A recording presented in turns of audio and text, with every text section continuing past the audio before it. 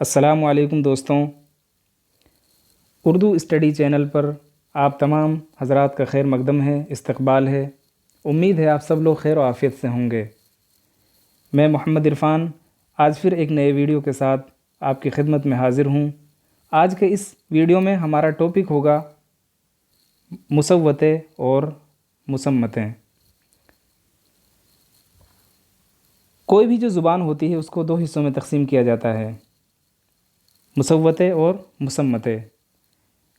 ہندی کے لحاظ سے آپ سمجھ لیجئے، جس طریقے سے ہندی ورنوں کو دو بھاگوں میں بانٹا جاتا ہے، ایک سور اور دوسرا وینجن، ٹھیک اسی طریقے سے اردو حروف تہجی کو دو حصوں میں بانٹا گیا ہے، مصوتیں اور مصمتیں۔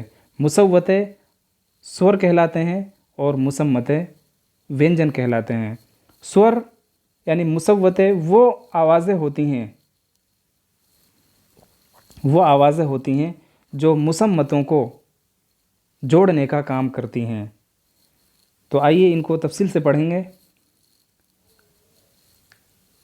انسانی آواز کے اعتبار سے، یا یوں سمجھ لیجئے آواز کے اعتبار سے یا آواز کے آدھار پر حروف کو دو شاخوں یعنی دو حصوں میں تقسیم کیا جاتا ہے، مصوتیں اور مصمتیں۔ مصمتیں اور مصوتیں، ان کے لیے دوسرا نام بھی ہے، مصوتیں کا دوسرا نام ہے حروف علت، اور مصمتیں کا دوسرا نام ہے حروف صحیح۔ حروف علت اور حروف صحیح یہ ان کے دوسرے نام ہیں اور روایتی نام ہیں، یعنی پارمپرک نام ہیں جو عربی اور فارسی کی تقلید کرتے ہوئے رکھے گئے ہیں۔ چونکہ یہ بہت سارے قاعدے عربی زبان سے اردو زبان میں لیے گئے ہیں، اس لحاظ سے یہ قاعدہ بھی، یہ جو نام ہے یہ عربی زبان سے لیے گئے ہیں۔ تو ایک ایک کو تفصیل کے ساتھ پڑھیں گے۔ ایک بات اس میں اور پڑھ لیجئے، عربی اور فارسی کے روایتی قواعد میں مصوتیں کو حروف علت، مصوتیں کا دوسرا نام، یہاں سے سوال بھی بنتا ہے کہ مصوتیں کا دوسرا نام کیا ہے؟ مصوتیں کا دوسرا نام حروف علت ہے اور مصوتیں کا دوسرا نام حروف صحیح ہے۔ تو پہلا پڑھیں گے مصوتیں یا حروف علت۔ مصوتیں جو ہیں یہ آوازیں ہوتی ہیں، در حقیقت یہ مصوتیں آوازیں ہوتی ہیں، یہ حروف نہیں ہوتی۔ مصوتیں کو مصوتی آوازیں بھی کہا جاتا ہے۔ ہندی میں انہیں سور اور انگریزی میں انہیں وویلز کہا جاتا ہے، اور ان کا روایتی یعنی پرانا جو نام ہے وہ حروف علت ہے۔ اب یہ مصوتیں ہوتے کیا ہیں؟ وہ آوازیں جن کو ادا کرتے وقت منہ میں کوئی رکاوٹ پیدا نہیں ہوتی، ان کو مصوتیں کہتے ہیں۔ یعنی بغیر رکاوٹ کے جن آوازوں کو منہ سے باہر نکال دیا جاتا ہے، کہیں رگڑ نہیں کھاتی، بغیر کسی رکاوٹ کے، بغیر کسی رگڑ کے منہ سے باہر آ جاتی ہیں، تو انہیں حروف علت یا مصوتیں کہتے ہیں۔ جیسے آ، ای، او، تو یہ ایسے حروف ہیں، ایسی آوازیں ہیں جو بغیر کسی رکاوٹ کے منہ سے باہر خارج ہو جاتی ہیں، نکل جاتی ہیں۔ مصوتیں کس زبان کا لفظ ہے اور اس کے معنی کیا ہیں؟ مصوتیں مصوت سے بنا ہے۔ یہ وہ حروف ہیں جن کی اپنی آواز ہوتی ہیں، اور یہ حروف اپنی آواز ظاہر کرنے میں کسی دوسرے حروف کے محتاج نہیں ہوتے۔ ان کی تعداد 3 ہے، انہیں حروف علت بھی کہا جاتا ہے۔ مصوتیں یہ اصل میں صوت سے بنا ہے، اور صوت کے معنی ہوتا ہے آواز، یعنی وہ حروف، یا آسان الفاظ میں یوں سمجھ لیجئے وہ حروف جن کی اپنی آواز ہوتی ہے مصوتیں کہلاتے ہیں۔ تو ان کی تعداد 3 ہے، الف، واو اور یا۔ دیکھیے 3 تو آپ کو یاد رکھنا ہی ہے، ساتھ ہی ساتھ ان کی ترتیب بھی یاد رکھنی ہے، الف، واو اور یا۔ یہ ایک پرانے پیپر میں نے اس کو پڑھا ہے کہ حروف علت جو ہے ان کی ترتیب کیا ہے، الف، واو اور یا، یہ 3 ہیں، اور ان کی ترتیب بھی آپ کو یاد رکھنی ہے، الف، واو اور یا۔ انہیں حروف علت بھی کہا جاتا ہے۔ یہ حروف ہندی زبان میں سور اور انگریزی زبان میں وویلز کہلاتے ہیں۔ حروف علت وہ حروف ہیں جن کے ملانے سے حروف میں حرکت پیدا ہو جاتی ہے، یعنی حرف جو ہے ان کے ملانے سے کسی بھی حروف میں حرکت پیدا ہو جاتی ہے، جس سے بے، ابھی تک یہ حرکت اس میں کچھ نہیں ہے، یہ حرکت نہیں ہے اس پر، صرف ابھی یہ ساکن ہے، یہ ابھی صرف یہ کیا ہے، خاموش ہے. لیکن جیسے ہی ہم نے اس پر الف کو لگا دیا، با اس کو بنا دیا، تو اب یہ حرکت ہو گئی، اس پر، اس میں حرکت پیدا ہو گئی. ایسے ہی بی، ایسے ہی بو. تو یہ تینوں جو ہیں حروف علت لگانے کی وجہ سے ان میں حرکت پیدا ہو گئی. اردو میں مصوتوں کی تعداد 10 ہے. یہ تعداد 10 یاد رکھنا ہے. دیکھیے حروف علت یہ 3 ہیں، اور ان سے بننے والی جو آواز ہے، حروف علت سے بننے والی جو آواز ہے، ان سے بننے والی جو آواز ہے اس کی تعداد کتنی ہے؟ 10. یہ آپ کو بہت دھیان سے یاد رکھنا. جس طریقے سے ہندی میں سور جو ہیں ان کی تعداد 11 ہے، ٹھیک اسی طریقے سے اردو میں مصوتی آوازوں کی تعداد 10 ہے. تو یہ نیچے پڑھیں گے ترتیب کے ساتھ کون کون سی ہیں، ہندی کے سہارے سے پڑھیں گے، انشاءاللہ آپ کو سمجھنے میں آسانی ہوگی. مصوتے اور پڑھ لیجئے ایک بار. مصوتے اس کا دوسرا نام ہے حروف صحیح. مسمتے کا دوسرا یعنی قدیم جو نام ہے، پارمپرک جو نیم ہے، وہ کیا ہے؟ حروف صحیح. مسمتے یا مسمتی آوازیں، ان کا ہندی جو ہے، ہندی نام وینجن ہے، اور انگریزی میں ان کو کونسوننٹس کہا جاتا ہے. اور ان کا روایتی یعنی پرانا جو نام ہے، جو عربی زبان سے لیا گیا ہے، وہ ہے حروف صحیح. اب یہ مسمتی آوازیں کیا ہوتی ہیں؟ وہ آوازیں جن کو ادا کرتے وقت منہ میں ہوا کو روکا جاتا ہے، انہیں مسمتے کہا جاتا ہے. مثلا بے، دیکھیے دونوں لبوں کو یعنی دونوں ہونٹوں کو بے ملا کر پڑھا گیا ہے. پے، یہاں پر بھی آواز کو روکا گیا ہے. اس طریقے سے ہم کہہ سکتے ہیں جن حروف کی آواز کو منہ سے باہر نکالتے وقت منہ میں آواز کو روکا جاتا ہے، انہیں مسمتی آواز کہا جاتا ہے. حروف صحیح وہ حروف جو کسی حرف علت یا علامت کے بغیر آپس میں مل کر کوئی آواز نہیں دیتے. یہ حروف جو ہیں مسمتی حروف جو ہوتے ہیں، مسمتی جو آوازیں ہوتی ہیں، یہ بغیر حروف علت کے کوئی آواز نہیں دیتے. ان کو با آواز بنانے کے لیے، یعنی ان میں آواز پیدا کرنے کے لیے حروف علت یعنی الف، واو اور یا کوئی علامت زبر زیر پیش کو لگایا جاتا ہے. ان کو لگانے کے بعد ان کے اندر حرکت پیدا ہوتی ہے اور یہ اپنی آواز کو پیش کر سکتے ہیں. جیسے بے، ابھی تک اس میں کوئی آواز نہیں ہے، اب اگر اس پر لگا دیا با تو یہ اس کی آواز پیدا ہو گئی. اس کے بعد ہے مسمت کے معنی کیا ہیں؟ مسمت یہ بھی عربی زبان کا لفظ ہے. مسمت یہ مصوت کی ضد ہے. مصوت کی ضد ہے مسمت. مسمت کے معنی ہوتا ہے بولنے والا، اور مصوت کے معنی ہوتا ہے گونگا بہرا. تو یہ معنی بھی آپ یاد رکھنا.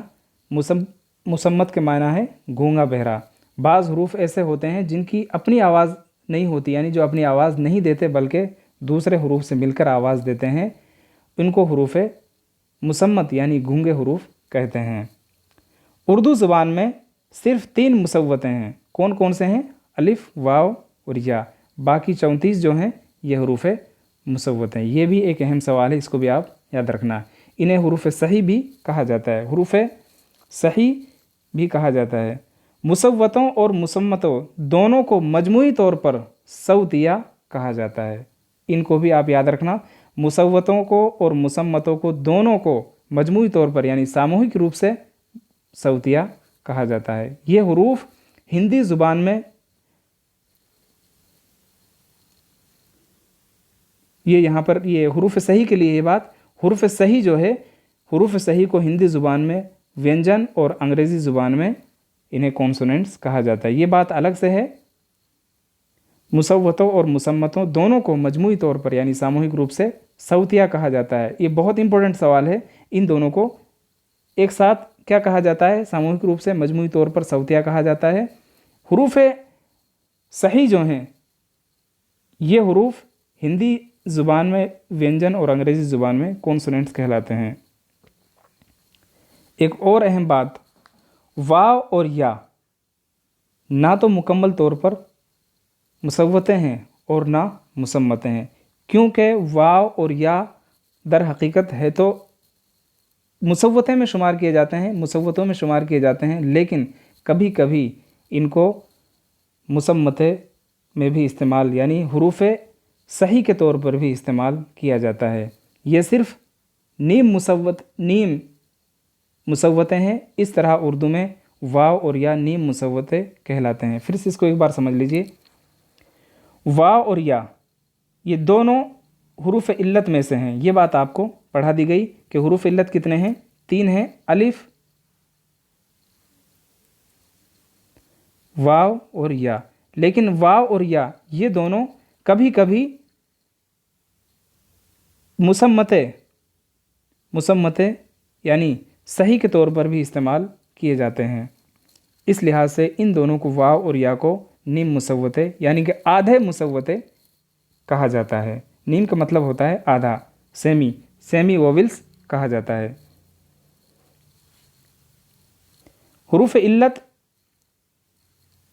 अलिफ, वाव और या हरूफ सही के तौर पर भी इस्तेमाल होते हैं। देखिए,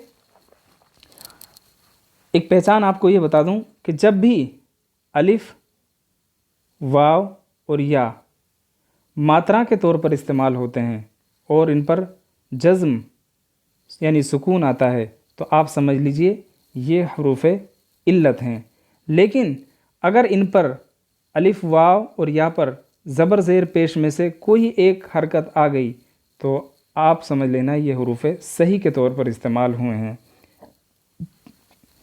अलिफ जब लफ्ज़ के शुरू में आता है, अलिफ जब लफ्ज़ के शुरू में आता है तो ये हमेशा क्या होता है? हरफ सही होता है। जैसे इमली, इस्लाह, इस्लाम, अक्सर, अहसान, उम्मत, अहमद, इन, अब, ये जितने भी अल्फाज हैं इन सब में अलिफ जो है वो हरूफ इल्लत के तौर पर इस्तेमाल नहीं हुआ है बल्कि हरूफ सही के तौर पर इस्तेमाल हुआ है।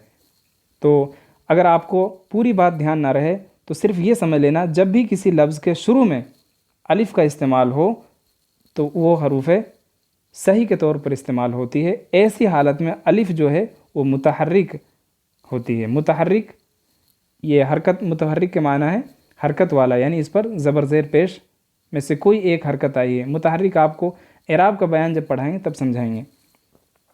वाव जब लफ्ज़ के शुरू और दरमियान में आए, वाव जब लफ्ज़ के शुरू और दरमियान में आए और मुतहर्रिक हो, मुतहर्रिक यानी ज़बर ज़ेर पेश में से कोई हो तो वो हरूफ इल्लत ना होकर हरूफ सही होगा। जैसे वतन, यहाँ वाव के ऊपर ज़बर है, वादा यहाँ वाव के ऊपर ज़बर है, हवा में वाव बीच में आया है लेकिन वाव के ऊपर ज़बर है, हवस यहाँ वाव दरमियान में आया है, बीच में आया है और वाव के ऊपर ज़बर है, वालिद में वाव के ऊपर ज़बर है, वाहिद में वाव के ऊपर ज़बर है, वक्त में भी वाव के ऊपर ज़बर है और वाव वफ़ा यहाँ पर भी वाव के ऊपर ज़बर है और वहाँ यहाँ पर भी वाव के ऊपर ज़बर है। तो कहने का मतलब ये है कि जब वाव किसी लफ्ज़ के शुरू में यानी इब्तिदा में और दरमियान यानी बीच में हो और उसके ऊपर ज़बर ज़ेर पेश में से कोई भी एक आ जाए तो वो हरूफ इल्लत ना होकर हरूफ सही होगा। इसमें थोड़ा सा आपको वक्त लग सकता है समझने में, जो हजरात नए हैं उनको दिक्कत हो सकती है, लेकिन आप इसको बार बार पढ़िए और समझने की कोशिश कीजिए। फिर भी अगर आपको कोई मुश्किल आती है तो आप हमसे रब्ता करें, इंशाअल्लाह आपको फिर से समझाया जाएगा। या जब लफ्ज़ के शुरू या दरमियान में आए और मुतहर्रिक हो, यानी शुरू में और दरमियान में आए और मुतहर्रिक यानी हरकत वाला हो, यानी इस पर ज़बर ज़ेर पेश का इस्तेमाल हो तो हरफ सही के तौर पर इस्तेमाल होती है। जैसे यकीन, यहाँ पर या शुरू में आई है, सयाद यहाँ पर या दरमियान में आई है, याद यहाँ पर या शुरू में आई है और इन सब पर ज़बर है। गया یہاں پر یا جو ہے بیچ میں آئی ہے اور یا کے اوپر زبر ہے. مہیا یہاں پر بھی یا بیچ میں آئی ہے اور یا کے اوپر زبر ہے. یعنی یہاں پر یا بیچ میں ہے اور یا پر زبر ہے. میسر یہاں پر یا شروع میں ہے، درمیان میں ہے، بیچ میں ہے اور یا کے اوپر زبر ہے. یہاں پر یہاں میں بھی یا بالکل ابتدا میں ہے اور اس پر زبر ہے. تو ایسی حالت میں بھی یا حرف صحیح استعمال ہوگی. تو امید ہے آپ کو یہ سمجھ میں آیا ہوگا. اس کے بعد ہے نہایت ہی اہم سوال، اور جس بات کو ہمیں پڑھنا ہے اور سمجھنا ہے وہ یہ کہ مسوتے سے بننے والی جو آوازیں ہیں ان کی تعداد کتنی ہے. مسوتوں سے بننے والی آواز کی تعداد کتنی ہے؟ وہ 10 ہے. جس طریقے میں سور جو ہیں وہ ان کی تعداد 11 ہے، ٹھیک اسی طریقے سے اردو میں مسوتوں سے بننے والی، دیکھیں مسوتے 3 ہیں اور مسوتوں سے بننے والی آواز یہ 10 ہیں. اب وہ کون کون سی ہیں وہ آپ پڑھ لیجئے. نمبر 1، اچھا ایک بات اور سمجھ لیجئے، ان میں 3 قصیر مسوتیں ہیں اور 3 طویل مسوتیں ہیں. قصیر کا معنی ہوتا ہے چھوٹا اور طویل کا معنی ہوتا ہے بڑا. ان کی آواز زبر زیر پیش کی آواز چھوٹی ہوتی ہے اور الف واو اور یا ان کی آواز بڑھا کر پڑھی جاتی ہے.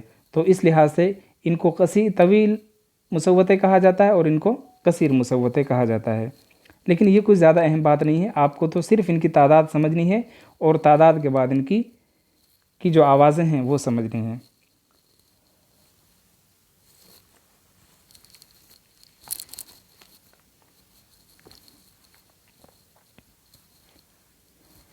اردو میں ان کی تعداد 10 ہے، تو میں نے ہندی میں بھی ان کو لکھا ہے اور اردو میں بھی ان کو لکھنے کی کوشش کی ہے. تو دیکھیے اے کی آواز، اے کی ماترا اردو میں آتی ہے زبر سے. آ کی ماترا اردو میں آتی ہے الف سے بھی آتی ہے اور مد سے بھی آتی ہے. اس لحاظ سے یہاں دونوں کو لکھا گیا، جیسے عام اور شام. یہاں پر اب ان کو جب اردو میں لکھیں گے، عام اور شام کو جب اردو میں لکھیں گے تو عام اس طرح لکھا جائے گا اور شام اس طرح لکھا جائے گا. دونوں میں آ کی ماترا استعمال ہوئی ہے، ایک میں مد کے ساتھ اور دوسرے میں الف کے ساتھ. الف پر جب آ کی ماترا لگائی جاتی ہے تو وہ ہمیشہ مد کے ساتھ ہوتی ہے، اور الف کے علاوہ دوسرے حروف پر جب آ کی ماترا لگائی جاتی ہے تو وہ ہمیشہ الف سے آتی ہے. تو 2 آوازیں آپ کو سمجھ میں آ گئی ہوگی. اے کی آواز آتی ہے زبر سے اور آ کی آواز آتی ہے الف سے. ای کی، چھوٹی ای کی آواز آتی ہے زیر سے. بڑی ای کی آواز آتی ہے ای یا کے ساتھ. او کی آواز آتی ہے پیش کے ساتھ. او کی آواز آتی ہے واو کے ساتھ. اے کی آواز آتی ہے الف اور یا مجہول کے ساتھ. اے، یہ اے ہے، یہ اے ہے. او کی آواز آتی ہے زبر اور واو کے ساتھ، اور او کی آواز آتی ہے الف اور زبر اور واو کے ساتھ. لیکن ان میں پڑھنے میں فرق ہے. اے، اب ان کی مثالیں دیکھ لیجئے. لب، لے، یہاں لے میں اے کی آواز آئی ہے. کام، نام، دام، رات، ان سب میں آ کی آواز آئی ہے. تو ان میں آ کی آواز آئی ہے تو آ کی ماترا کے لیے الف کا استعمال کیا گیا ہے. ای جو ہے اس میں چھوٹی ای کی ماترا کا استعمال ہوا ہے. اس، جس، کس، مل. بڑی ای کی ماترا اس میں کھیر، جھیل، تیر، ڈھیل، کیل وغیرہ.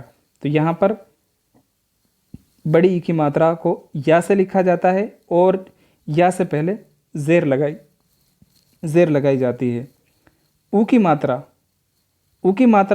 کو اردو میں لکھنے کے لیے پیش لگایا جاتا ہے اور بڑے او کی ماترا کو اردو میں لکھنے کے لیے واو استعمال ہوتا ہے اور واو سے پہلے پیش ہوتا ہے. جیسے پھول یہاں واو آیا ہے اور واو سے پہلے پیش آیا ہے. نور، نور میں واو آیا ہے اور واو سے پہلے پیش آیا ہے. حور یہاں واو کا استعمال ہوا ہے اور واو سے پہلے پیش آیا ہے. دور، روپ وغیرہ. یا مجہول ایک ہی ماترا، ایک، دیکھ، بیل، ریل، کھیل. یہاں یا سے پہلے زبر آیا ہے. ایک ہی ماترا، ایک ہی ماترا. یہاں یا سے پہلے یہاں پر بھی زبر آتا ہے. یہاں یہ ایک، یہ ایک نہیں پڑھا گیا، دیکھ نہیں پڑھا گیا. ایک بیل، ایک دیکھ بیل ریل کھیل. یہاں پیدا، ویسا، پیسہ، ایسا، میدان وغیرہ. تو یہاں آواز میں تھوڑا سا بدلاؤ ہو جاتا ہے. او کی ماترا واو سے آتی ہے اور او کی ماترا بھی واو سے آتی ہے اور واو سے پہلے زبر کا استعمال ہوتا ہے. تو امید ہے آپ تمام حضرات کو یہ سبق سمجھ میں آیا ہوگا. یہ سبق تھوڑا سا مشکل ہے، اگر پھر بھی آپ کو کوئی دقت یا کوئی پریشانی اس کو سمجھنے میں ہو تو آپ اوپر دیے گئے نمبرات پر معلومات حاصل کر سکتے ہیں. انشاءاللہ آپ کی رہبری اور آپ کی رہنمائی کی جائے گی. تو اس ٹاپک سے متعلق میں نے آپ کو کچھ سوالات اس میں دیے ہیں. یہ سوال آپ کو خود حل کرنے ہیں، اور اگر حل کرنے میں کوئی پریشانی آئے تو آپ میسیج کے ذریعے سے ان کا جواب حاصل کر سکتے ہیں. امید ہے آپ کو یہ سبق سمجھ میں آیا ہوگا.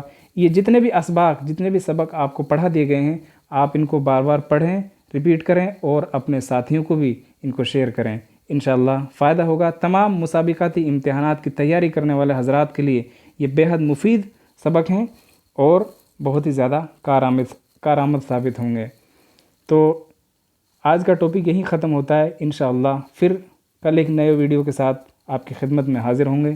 تب تک کے لیے السلام علیکم ورحمۃ اللہ.